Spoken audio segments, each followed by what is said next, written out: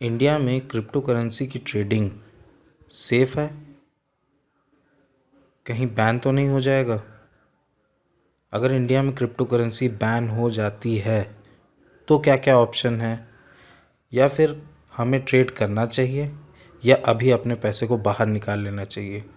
ये सारे प्रश्न आपके दिमाग में भी उठते होंगे। मैंने इसके विषय में रिसर्च किया है और यही रिसर्च के आधार पे मैं ये वीडियो लेके आया हूँ। मेरा क्या ओपिनियन रहेगा मैं उसको आपको शेयर कर देता हूँ। चलिए जल्दी से समझ लेते हैं। देखिए, मैं इंडिया टुडे का ये एक ब्लॉग लेके आया हूँ। और मैंने इस ब्लॉग में देखा है जो कि बहुत इन्फॉर्मेटिव लगी है मुझे। देखिए, और लोकसभा बिल की अगर मैं बात करूं तो लोकसभा बिल में हुआ क्या, पहले इसको आप समझ लीजिए कि लोकसभा बिल मतलब जो अभी इंडिया का रखा गया था लोकसभा में, वो क्या रखा गया था। ठीक, उसको पहले आप गौर से अगर देखेंगे तो यहाँ पे 12 नंबर का ही ये पॉइंट है, इसमें दिया हुआ है the crypto currency and regulation of official digital currency bill 2021। इसके आधार पे ये बिल में लिखा हुआ था to create a facilitative framework for certain of the official digital currency, मतलब कुछ digital currency to be issued by Reserve Bank of India. मतलब रिजर्व बैंक कुछ ऐसे क्रिप्टो करेंसीज को बनाना चाहती है जिसको वो इशू करे। The bill also seeks to prohibit all private crypto currencies, मतलब वो प्राइवेट क्रिप्टो करेंसीज जिनको समझेगी उसे वे प्रोहिबिट करना चाहते हैं, ख़ास तौर से इंडिया के अंदर, in India. However it allows for certain exceptions to promote the underlying technology of crypto currency and its uses. मतलब इनके यूजेस पे भी ये ध्यान देगी। देखिए, ब्लॉकचेन टेक्नोलॉजी कोई छोटी मोटी टेक्नोलॉजी नहीं है। आज की डेट पे ये पूरे वर्ल्ड पे राज कर रही है। वर्ल्ड पे राज करने का मतलब ये हो गया, मैं तो मेरा पर्सपेक्टिव ये है कि ये आने वाला फ्यूचर है। आने वाले फ्यूचर को कोई बदल नहीं सकता। एक कंप्यूटर एज था, उसको आना था। आज हम कंप्यूटर के ऊपर डिपेंड हो रहे हैं। जब कंप्यूटर भी आई थी स्टार्टिंग में तो लोगों ने यही चीज़ बोला था कि कितने लोगों का जॉब खा जाएगी, ये बहुत दिक्कत हो जाएगा। लेकिन कंप्यूटर का एक रेवोल्यूशन आया और आज हम कंप्यूटर को यूज़ कर रहे हैं। हमारी आम ज़रूरतों में ये शामिल हो चुका है। इसी तरीके से क्रिप्टो करेंसी है। हाँ, इसके मानते हैं कि कुछ ऐसी चीज़ें हैं जिनकी वजह से हमें दिक्कत होती है या फिर कुछ गलत इस्तेमाल, लेकिन कौन सी ऐसी चीज़ है जिसका गलत इस्तेमाल नहीं होता। तो इसमें भी हैं भाई, क्योंकि ये पीयर टू पीयर है, इसके बीच में कोई भी गवर्नमेंट रूलिंग बॉडी नहीं है। तो इस वजह से इसके बीच में जो भी ट्रांजैक्शन होता है ये कहाँ से किसको भेजा गया नहीं निकल के आता। हाँ, जो भी चीज़ है वो क्लियर है, लेकिन एक वॉलेट एड्रेस से दूसरे वॉलेट एड्रेस तक, अब उस वॉलेट एड्रेस का धारक कौन है ये बता पाना मुश्किल होता है। हाँ, रेगुलेशन बनाना कि यहाँ पे इंडिया में कोई अगर वॉलेट एड्रेस होल्ड करेगा तो प्रॉपर पैन कार्ड और हमारे जो भी गवर्नमेंट इशूइंग आईडीज़ हैं उनको ले करके अगर प्रमोट होता है तो वो एक अलग चीज़, ये मेरा ओपिनियन है। लेकिन अभी जो सरकार का कहना है, वो सरकार का कहना तो यही है कि बैन कर सकते हैं। ये पहले भी उठ चुका है, आपको अच्छे से पता है। जो क्रिप्टो करेंसीज़ के ऊपर डील करते हैं उनको अच्छे से पता है कि ये क्वेश्चन उठते रहेंगे। एक फोमो हमेशा डाला जाता है। अभी देखिए, मैंने इंडिया टुडे का ये एक ब्लॉग निकाला है, इसमें लिखा हुआ है bill to ban private crypto currencies, create official digital currency likely in budget session. ठीक, अब यहाँ पे क्या लिखा हुआ है, एक साफ साफ आपको मेन चीज़ अगर बताऊँ, the Lok Sabha bulletin says the legislation may permit certain exception to promote the underlying technology behind cryptocurrency and its usage. Source in the government said the legislation draws extensively from the recommendation of SG Garg committee, which was set up by government to provide a detailed overview and way forward on cryptocurrencies. ठीक, तो कहीं ना कहीं blockchain के बारे में अच्छा खासा पता चल चुका है गवर्नमेंट को।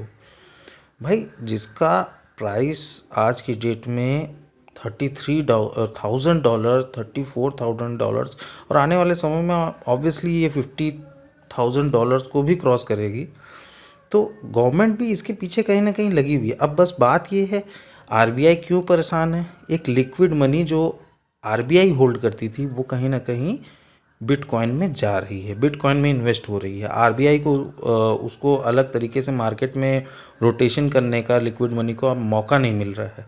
इस वजह से आरबीआई परेशान है। आप इस चीज़ को समझिए कि जो आरबीआई इससे एक बहुत बड़ा पैसा बनाती थी कहीं ना कहीं उसको इस चीज़ से दिक्कत हो रही है और इस वजह से वो चाहती है कि क्रिप्टो करेंसी बैन हो जाए। अच्छा, गवर्नमेंट में भी जो लोग हैं उन लोग भी होल्डर्स हैं, आप ये मत समझिए उन लोग बड़े होल्डर्स हैं। और वो कोई भी सामने आकर के ये नहीं बोलेगा कि मेरे पास इतने क्रिप्टो करेंसी है, जब तक लीगल नहीं हो जाता। जब लीगल हो जाएगा तो कोई दिक्कत नहीं है, हम आप भी टैक्सेस दे करके आराम से अपने क्रिप्टो करेंसी को बताएंगे कि मेरे पास इतने हैं, मेरे पास उतने हैं। और नॉर्मली तो हम अपने लोगों को बोलते ही आए हैं, तो इसमें कोई ऐसा लीगल टेंडर वाली बात नहीं है। देखा जाए तो ये लीगल टेंडर नहीं है। इंडिया में ना क्रिप्टो करेंसी लीगल है ना ही इलीगल है, ठीक है। अच्छा, इसी तरीके से अगर मैं देखा जाए एक दूसरा ब्लॉग भी मैंने निकाला था, ये मिंट में है। अच्छा, इस ब्लॉग में मैंने पूरा पढ़ा है जिसमें पूरी तरीके से ये कह रहे हैं कि अगेंस्ट हैं ये क्रिप्टो करेंसी के। Due to the fact that a crypto currency draft bill leading to its ban has got listed in the item of discussion during this budget session.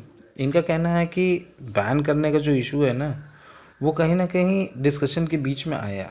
The entire industry is in panic. We have seen some panic selling as well.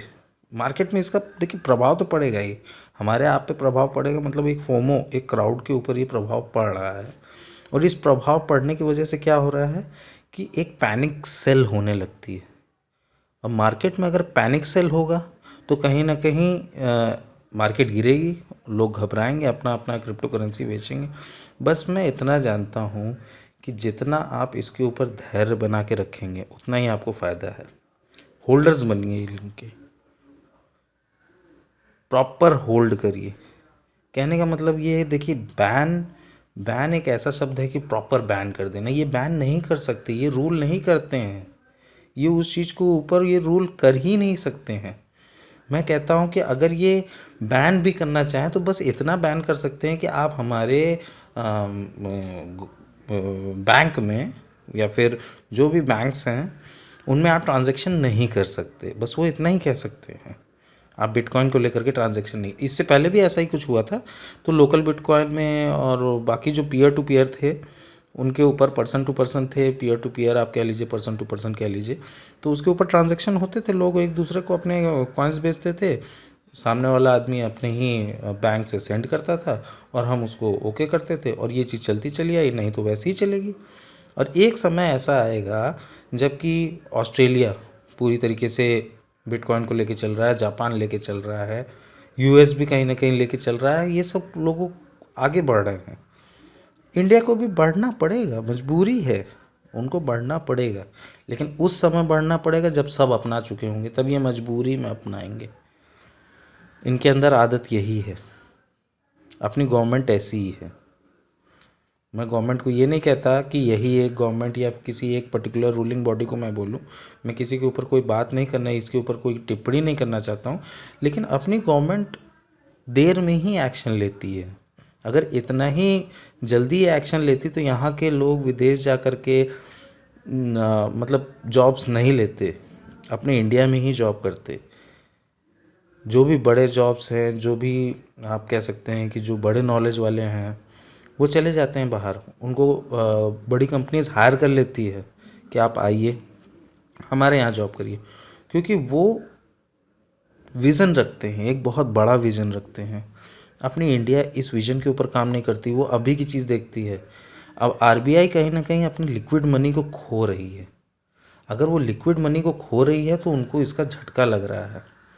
अब देखिए, मैं भी trade करता हूँ bitcoin के ऊपर, और अगर बात करें बाइनेंस के, तो बाइनेंस के ऊपर हम भी चलते हैं, बाइनेंस के ऊपर चार्ट देख लेते हैं। और आगे मैं और वीडियोस भी आपके लिए लेके आऊँगा जहाँ पे मैं आपको मार्केट के बारे में बताता रहूँगा, अपडेट्स देता रहूँगा। अगर अच्छी लगेगी तो आप जुड़े रहेंगे और मेरी वीडियोस आपको इन्फॉर्मेटिव ही मिलेगी। देखिए, मैं नॉर्मली लाइफ में जितना मैंने 5 साल 6 साल के कैरियर में अपना सीखा है, वो सारा कुछ मैं आप लोगों को देना चाहता हूँ। एक एजुकेशनल पर्पस से मैं यूट्यूब में उतरा हूँ। सपोर्ट करिएगा, और सपोर्ट आपका एक ही तरीके से मिल सकता है, सब्सक्राइब करें। आप सब्सक्राइब करे रहेंगे तो आपको मेरी वीडियोस मिलेगी। इन्फॉर्मेटिव लगे लाइक करिएगा, नहीं इन्फॉर्मेटिव लगे मुझे कमेंट करके बताइएगा कि मैं क्या बेहतर कर सकता हूँ।